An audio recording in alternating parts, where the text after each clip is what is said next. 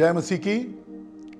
आज एक बार फिर आपके सामने हम हाजिर हैं मत्ती 5 अध्याय और उसके 9 पद को लेकर के एक स्टेप और हम आगे बढ़ेंगे। और हम इन दिनों में ये देख रहे हैं कि मेल मिलाप कराने में जो बाधाएं उत्पन्न होती हैं, आज जो बाधा हम देखने जा रहे हैं वो नए नियम से है और ये मिलेगी याकूब की पत्री और उसका 4 अध्याय और उसके पहले पद से देखेंगे। यहां पर लिखा है, तुम में लड़ाइयां और झगड़े कहां से आ गए।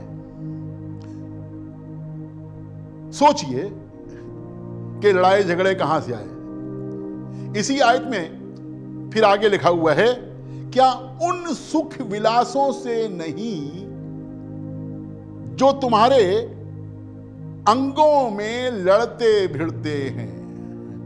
लड़ाइयां सुख विलासों से। किसको सुख विलास पसंद नहीं है?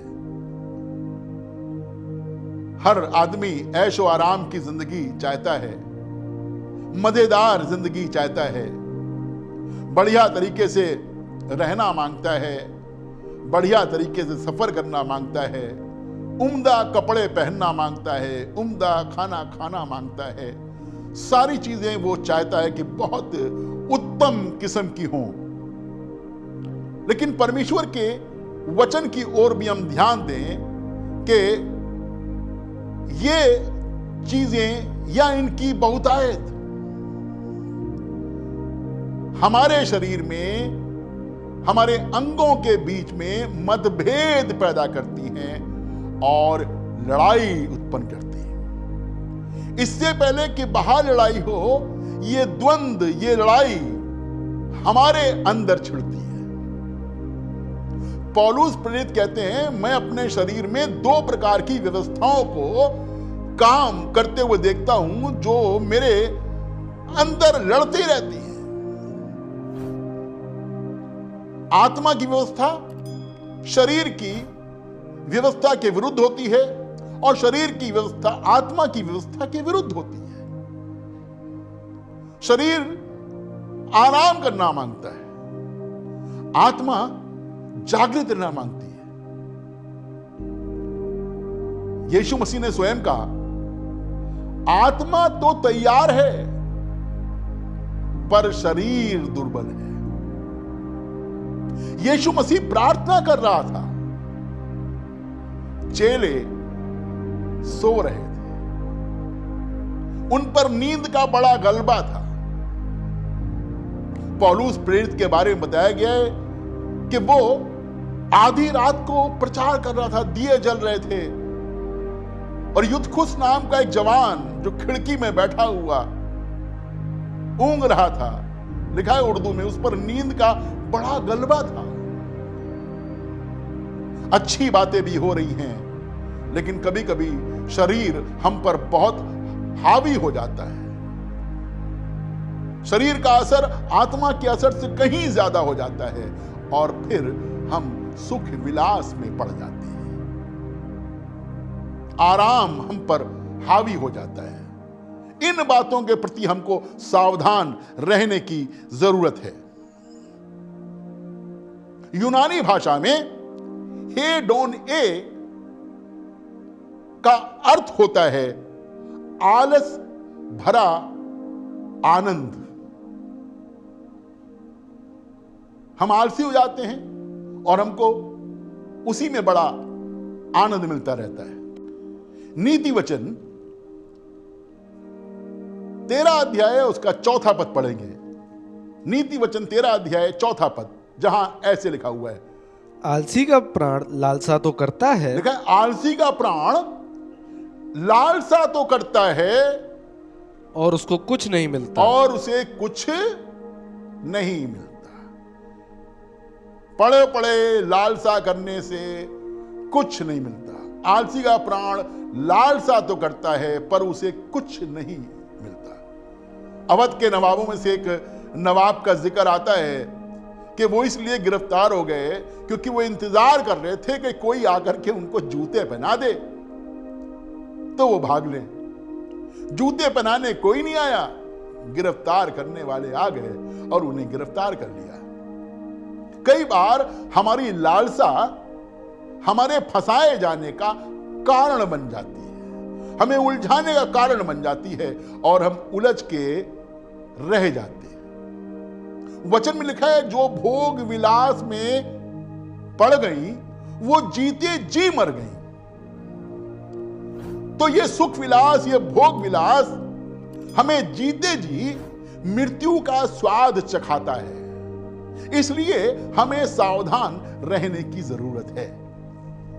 एक और वर्ड है और वो है हेरोदोतुस डाउन। इसका मतलब होता है मल्टीपल डिजायर्स, बहुत सारी इच्छाएं, बहुत सारी कामनाएं, बहुत सारी अभिलाषाएं, और ये अभिलाषाएं हमको उभारती हैं, उस्काती हैं, बिल्कुल ऐसे जैसे कि दाने के चक्कर में चिड़िया जाल में फंस जाती है, चारे के चक्कर में मछली डगन में फंस जाती है, जाल में फंस जाती है और फिर अपने प्राण को खो देती है।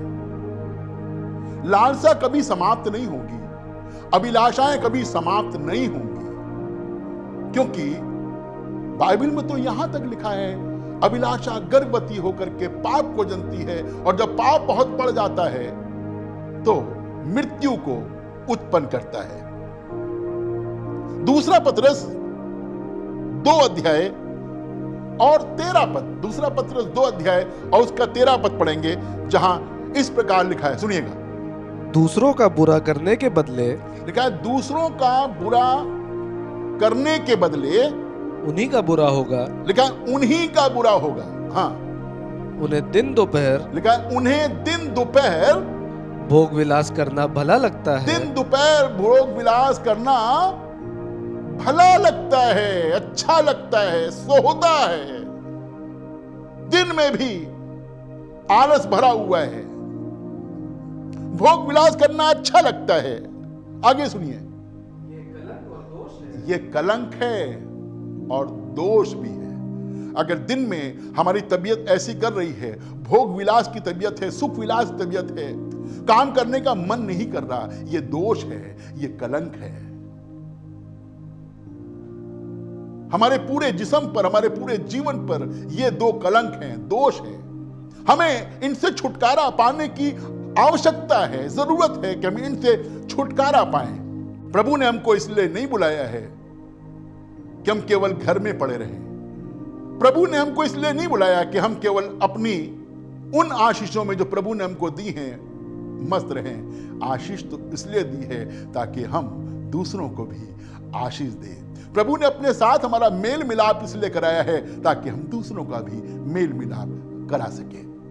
हम अपने फायदे के लिए बहुत बार दूसरों के मेल मिलाप की फिक्र नहीं करते। एक आयत और पढ़वाना मांगता हूं आपको और मिलेगी लूका 8 अध्याय और उसका 14 पद। लूका 8 अध्याय उसका 14 पद, जहां पर वचन के बारे में बताया गया है। आपने अच्छी शिक्षा ली है, आप जहां जाते हैं वहां आपको वचन की अच्छी शिक्षा दी जाती है।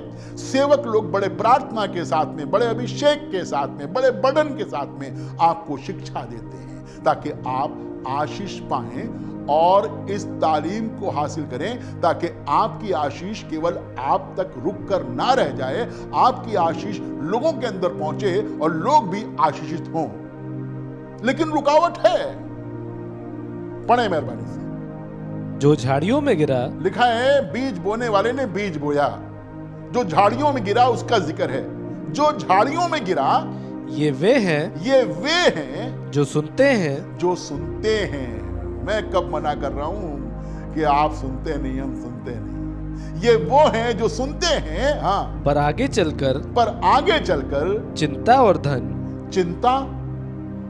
धन और जीवन के सुख विलास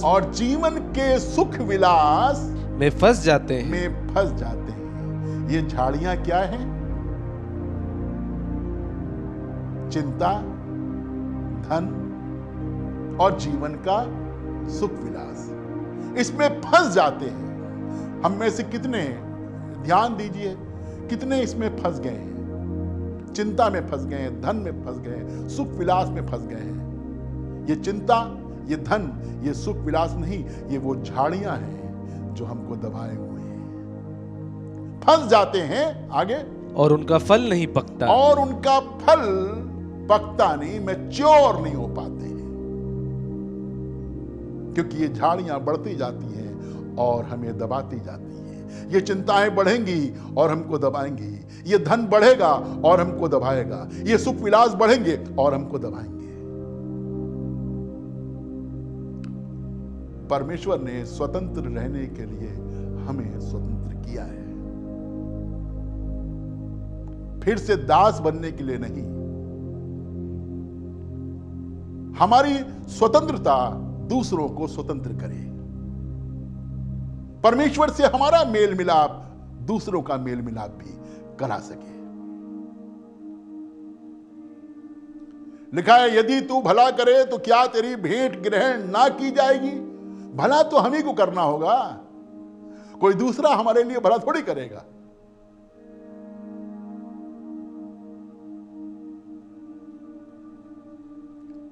फिर लिखा है याकूब 4:17 में, यदि कोई भलाई करना जानता हो और भलाई नहीं करता, ये उसके लिए पाप है।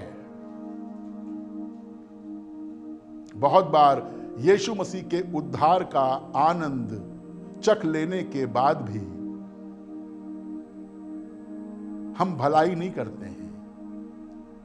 जो प्रभु चाहता है वो हम नहीं करते। जानते हम सब हैं, ज्ञान हमें सब तरह का है, लेकिन भलाई करना जानकर भी हम भलाई नहीं करते, तो अपने लिए पाप कमाते हैं। जरूरत इस बात की है कि जिस उद्देश्य से प्रभु ने हमको बुलाया है, हम उद्देश्य के प्रति ध्यान दें। ये सुख विलास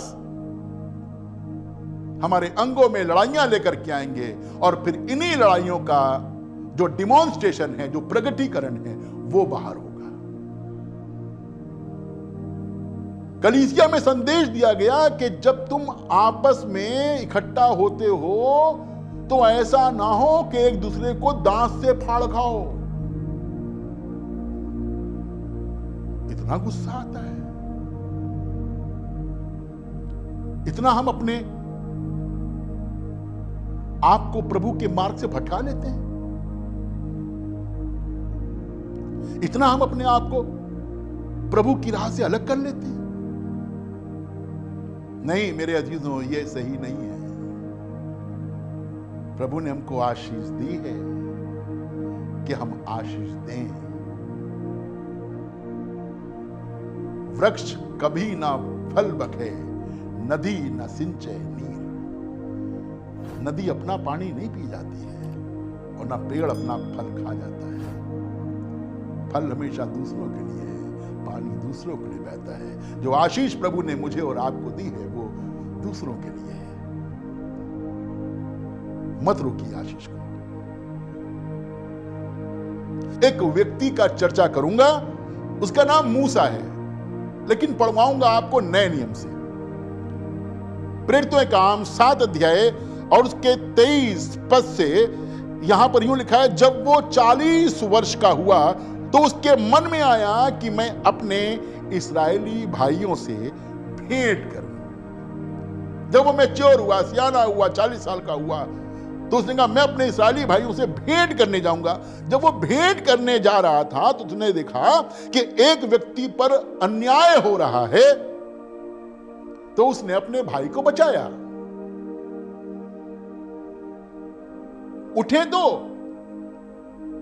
मूसा अभी तक महल में थे, अच्छा खा रहे थे, अच्छा पहन रहे थे, अच्छी तरह से रह रहे थे, अच्छी सवारी थी, लेकिन अब उनके ध्यान में आया है जब वो मैच्योर हुए, सियाने हुए, कि मैं अपने भाइयों का ख्याल रखूंगा, देखने जाऊंगा कि वो किस हालत में हैं, कैसी दशा में हैं। तब उसे 2 लोग लड़ते मिले, उसने एक को बचाया, जो दुश्मन था उसको हटा दिया, अपने भाई को बचा लिया। क्योंकि वो ये समझ रहा था कि मेरे भाई इस वाली बात को जानेंगे कि परमेश्वर ने मुझे एक विशेष उद्देश्य से भेजा है। लेकिन वो भाई नहीं समझे। लेकिन मूसा इस वाली बात से रुक नहीं गया। फिर आगे लिखा है, दूसरे दिन जब वे आपस में लड़ रहे थे तो मूसा वहां आ निकला और यह कहकर उन्हें मेल कराने के लिए समझाने लगा कि आपस में क्यों लड़ते हो, तुम तो भाई भाई। जरूरत है किसी व्यक्ति की, किसी परमेश्वर के सेवक की, जो आकर के लोगों को यह समझाए कि आपस में क्यों लड़ रहे हो, आपस में क्यों झगड़ रहे हो, तुम तो भाई भाई हो।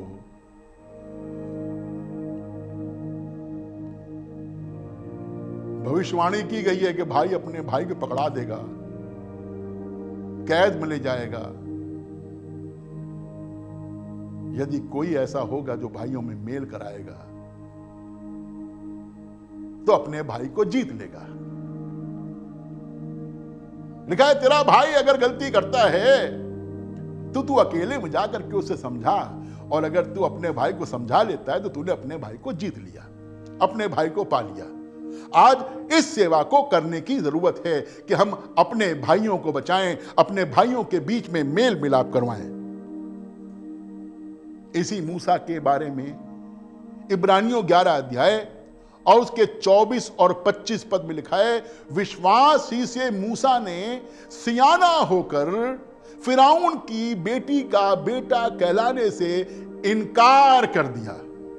अब मुझे नहीं जरूरत है महल की, मुझे नहीं जरूरत है फिरौन की बेटी की, मुझे नहीं जरूरत है इन लोगों की जो मुझे मेरे भाइयों से अलग करते हैं।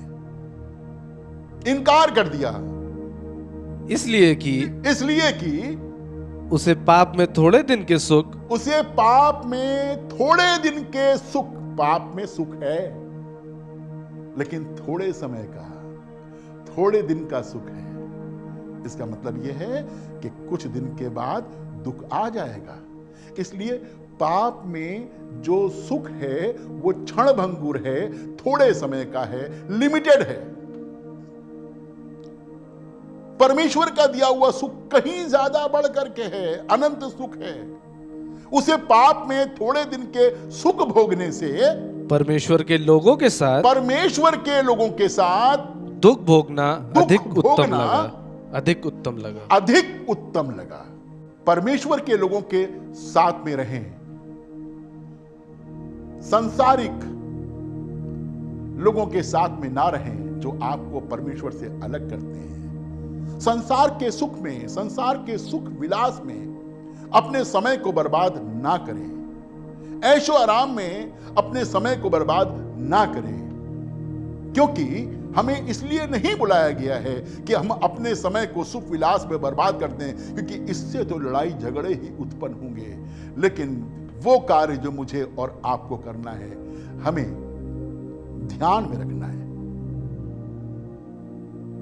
तीतुस 3 अध्याय और उसका 3 पद, जहां ऐसे लिखा, सुनिएगा।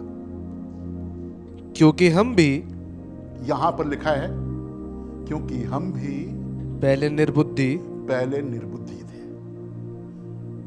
क्योंकि हम भी पहले निर्बुद्धि थे और आज्ञा ना मानने वाले थे और भ्रम में पड़े हुए थे और विभिन्न प्रकार की अभिलाषाओं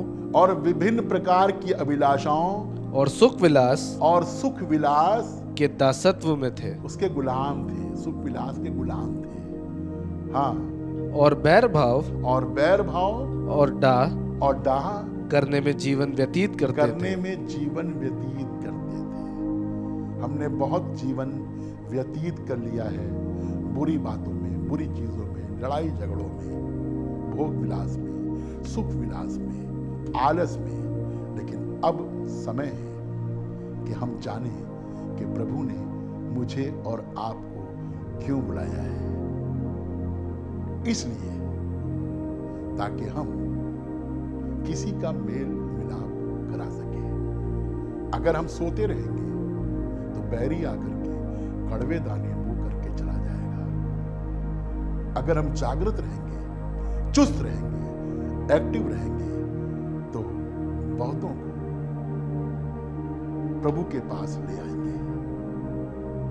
99 भेड़ तो उसके पास में थी, एक खो गई तो क्या हो गया, उसने लापरवाही नहीं बरती, 99 के साथ में मस्त होकर नहीं रह गया, लेकिन वो एक को ढूंढने के लिए गया। मेरा यीशु मसीह आज भी बहुतों को ढूंढ रहा है, हो सकता है आपको भी ढूंढ रहा है। आपकी तरफ उसकी आंखें लगी हुई हैं, आपको प्यार करता है, आपको अपने गले में शामिल करना मांगता है। लिखा है, सुन इस्राएल का रक्षक न ऊंघेगा और न सोएगा। इसलिए हमें भी अगर उसकी संतान बनना है तो हमें भी चुस्त रहने की जरूरत है, क्योंकि जब कोई किसी एक आदमी को, एक आत्मा को प्रभु के पास में लेकर के आता है तो स्वर्ग में उसके कारण आनंद मनाया जाता है, क्योंकि परमेश्वर की संतान ने परमेश्वर के कार्य को जो उसको दिया गया था वो उसे पूरा किया है। धन्य है वे जो मेल कराने वाले हैं, क्योंकि वे परमेश्वर के पुत्र कहलाएंगे। प्रभु आपको आशीष दे। आइए प्रार्थना करें। प्रभु धन्यवाद करते हैं कि तूने एक विशेष उद्देश्य से, स्वर्गीय उद्देश्य से हमको चुना है, हमको उद्धार दिया है और हमको बुलाया है। प्रभु, कोई भी हमारे जीवन काल में उद्धार से वंचित ना रह जाए, ठोकर ना खाए, लड़ाई झगड़े में, धन के धोखे में, जीवन की चिंता में, सुख विलास में अपने आप को बर्बाद ना कर दे, वरन प्रभु वो तेरी पहचान में आगे बढ़े, तेरी मुलाकात उससे हो। ऐसे शांति दूत, ऐसे मेल कराने वाले प्रभु हमें तैयार कर, हमारे लोगों को तैयार कर, जो लोगों का मेल मिलाप आपस में भी और लोगों का मेल मिलाप तुझसे भी करवा सके। प्रभु, हमारे सुनने वालों पर तेरा अनुग्रह हो और उन्हें उनकी आवश्यकता के अनुसार उनकी आवश्यकता की पूर्ति कर। जो बीमार हैं छू ले, शिफा दे, जो समस्याओं में हैं उन्हें जयवंत कर, जिनको आशीष की आवश्यकता है उन्हें आशीष दे। प्रभु यीशु मसीह के नाम से मांगते हैं, आमीन।